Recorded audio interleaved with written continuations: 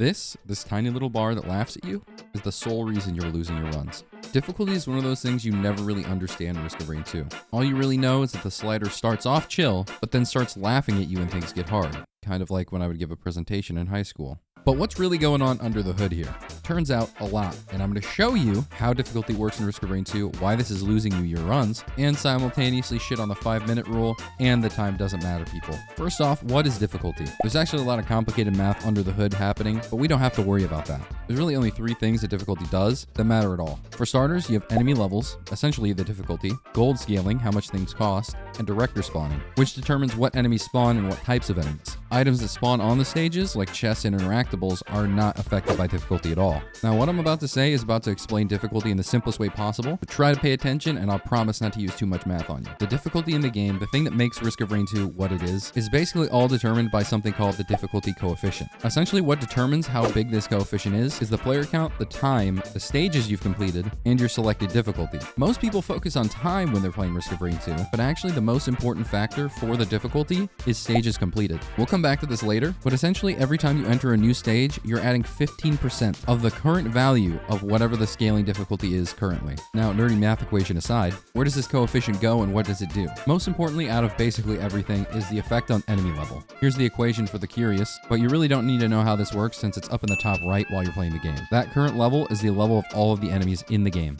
Enemies scale all the way to level 99. However, there are a few exceptions. The special enemies, the Allied Warship Unit Mithrix and Aurelionite, for example, can scale past level 99 and keep gaining more HP and damage. Now, why is leveling up so important? I've talked about this in the past in a couple of my videos, but how you level up in Risk of Rain 2 is the same way that enemies level up, which is whatever your starting base level 1 damage and HP is, that's what they scale off of. 30% HP a level and 20% damage a level. In other words, the greater the values you start out with, the greater the values you're going to scale with. A very clear example to see how powerful this ends up becoming, we take a Wisp with starting HP of 35 HP and 3.5 damage, and we take a Greater Wisp with 750 HP and 15 damage. The Lesser Wisp gains 10 HP and 0.7 damage per level, while the Greater Wisp gains 225 HP and plus 3 damage per level. Throwing up a quick chart to show this visually, but long story short, stronger enemies get way stronger over time, and once you start adding things like elite types, which at the low end will have 4 times the health and double the damage, and at the high end, 18 times the health and 6 times the damage, you can quickly realize that once enemies start leveling up, there's a reason why one-shot protection was in the game. My Star Sword 2 is hard, short, explains this a little bit more, but that's enough for this for now. The second part of difficulty is the effect it has on the cost of items. As time increases and you go through more stages, every item is going to cost more to get. And because the stages should on average have the same amount of items, they don't change with difficulty,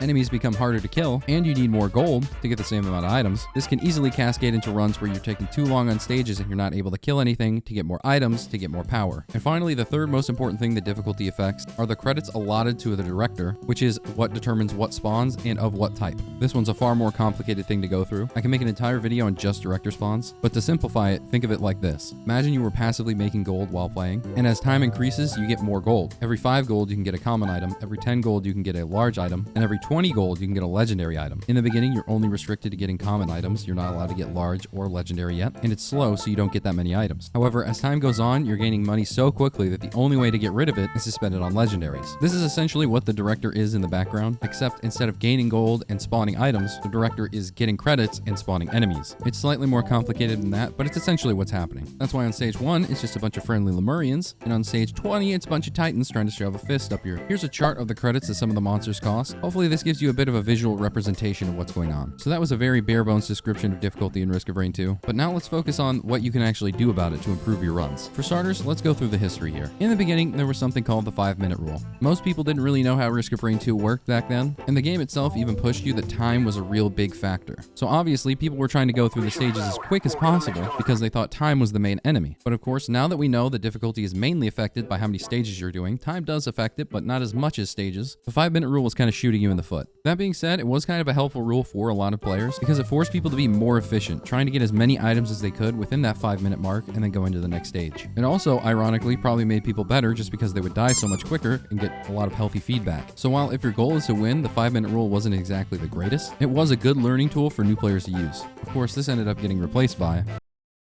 Yes, it does. Saying time doesn't matter in Risk of Rain 2 is like saying money doesn't matter before the bank forecloses on your home. Either way, setting something on fire makes both problems go away. The problem with time doesn't matter is basically the opposite problem with the 5-minute rule. To get better at something, there should be a goal or guideline to follow. If time doesn't matter, does that mean I can spend 10 minutes on stage? 20? Nobody actually knows.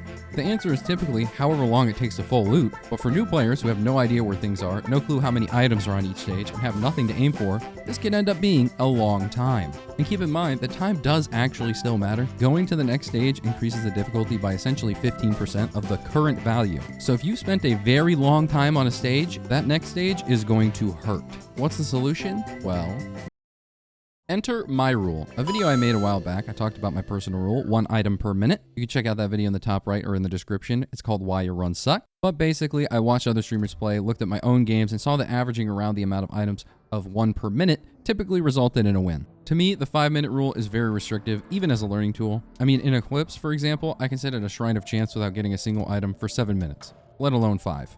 1 item per minute, however, allows me to see how my run is going. If I'm over that number, the run is probably going pretty well. If I'm severely under, I'm probably struggling and wasting time I shouldn't be. Unlike the 5-minute rule, which makes people rush to the next stage if they end up taking too long to loot, or the time doesn't matter rule of ignoring the time entirely, striving for 1 minute per item gives you a gauge on how well you are doing, without forcing you into a suboptimal playstyle. Because I have a general idea of how the map credits work and therefore know the average amount of items I should be walking out of a stage with, I can estimate if I'm taking too long or just haven't explored the stage enough, or possibly got unlucky with the spawn RNG. And that's the second extremely important part of the 1 minute rule, understanding stages in Risk of Rain 2. As discussed before, stages and chests aren't affected in the slightest by the difficulty in the game. The slider could be 2,000 minutes into a ha ha ha Mandark laugh, but the stages are going to spawn the same average amount of chests/interactables. I have to say average because the stages will randomly generate interactables like chests and shrines, and therefore this could result in things being a little bit different every time. Much like for monster spawning that we talked about earlier, there's a director, which has credits, that it will choose from to spawn different things, like drones, chests, shrines, scrappers, 3D printers, etc. A small chest, for example, is 15 credits, and a large chest is 30. Each stage has a static amount of credits, which means it doesn't change, except in the case of Abyssal Depths, where if the cave door is open, it actually has more credits than normal. All you need to know here is basically more credits will almost always equal more items. Here's a list of the maps with their credit totals. Notice how some early stages are actually better than later ones. Now, you don't need to memorize and calculate things in your head while you're playing. I never did that. Instead, break it down into simple logic. If Distant Roost has 220 credits and each small chest is 15, it is impossible to get more than 14 chests on that stage. It's also good to take note of some of the larger credit costs. For example, the Trash Can 280 drone takes up a massive amount of credits, 40, which is almost worth 3 small chests. So if you see 1 or 2 of these laying around Rally Point Delta, you can predict that you're probably going to have a lot less items on that stage than normal. Don't worry about the details too much, just keep these simple rules of thumb. More chance shrines means more total items, more large chests means fewer total items but higher rarity, more drones means fewer items, and Siphon Forest is amazing. How to get better at looting. If you're on PC, I recommend downloading Stage Recap. It shows you the chests and interactables on that stage and how many you got. And although it is sometimes bugged with Sale Star, where it will show an extra chest, which hurts your percentage, but 9 times out of 10, it works fine. With this, you'll be able to immediately get feedback on how well you loot your stages, and you can physically cringe when you notice you left a legendary chest unopened. Yikes. Try using this to full loot as much as possible while keeping track of how much time you're spending on stages. You'll probably notice yourself get quicker and more efficient fairly rapidly with this setup, especially if you can keep stage credits in mind while doing so. Items can spawn basically anywhere on the map, but there are typically spots where items will spawn more or less. An example of this being Verdant Falls, the Seekers of the Storm DLC Stage 1 map. Going to the underground section, I rarely find any more than 1 chest, sometimes finding 0. Not to say you shouldn't look down there, just don't expect to find the cornucopia from the Hunger Games. Now that you know how to get items efficiently, let's make sure you know how to use them properly by learning one simple truth. Items aren't made equally. You just have to see what the reworked Seekers of the Storm items do now to know that. Go check out my tier list video. Certain items, more often than not reds, but sometimes depending on the survivor, can be more common items, can change the trajectory of an entire run, turning a mediocre run into a god run just like that. Other items, like Aegis, are so bad they might as well turn into scrap as soon as they get into your inventory. While items like Transcendence, a typically very strong lunar item, can be detrimental to the run depending on the situation or survivor. On top of this, items can combine together in powerful ways that enhance every single one. For example, if an ATG procs on a hit that does 10 damage, the missile will do 30 damage. If the missile then procs a Molten Perforator, each of the magma balls do 90 damage. If those balls proc a Renault's Band, it will do 225 damage. By the end, your single 10 damage hit ended up causing a proc chain that did over 500 damage, and that was just with 10 damage and 3 items. Keep in mind, damage from various items is multiplicative, while stacking is typically additive, meaning variety is king. Using our previous example, if you stacked an ATG instead of having a Molten Perforator, the missile will do 60 damage instead of the 90 damage that you would have had with the Molten Perforator. And of course, I can't forget to mention item synergies like Pocket ICBM, tripling ATG's damage from a single stack, or survivor-specific item synergies like Engineer and Bungus. As the difficulty increases, enemies will outscale you extremely quickly. Because of this fact, you are heavily reliant on items to have any fighting chance. You're not killing a 50k HP Elder Lemurian with 70 base damage in a dream. You're killing them with an armor-piercing missile that does 10k damage because you procced Riptide. To summarize, you shouldn't be going through stages as quickly as possible. Instead, you should be aiming to loot all the items you can, while still respecting the amount of time you're taking per stage. By having the most general idea of how many items that you can get per stage, looting efficiently, and understanding that some items are just worth 10 times more than others, and generally having a variety of items is better than just having more of one, you'll find that the difficulty scaling of enemies isn't that much of a problem anymore. Really, all this boils down to is, don't get hit, loser. Oh yeah, and give this video a like if you could, and if you're more interested in videos like this, subscribe, I guess.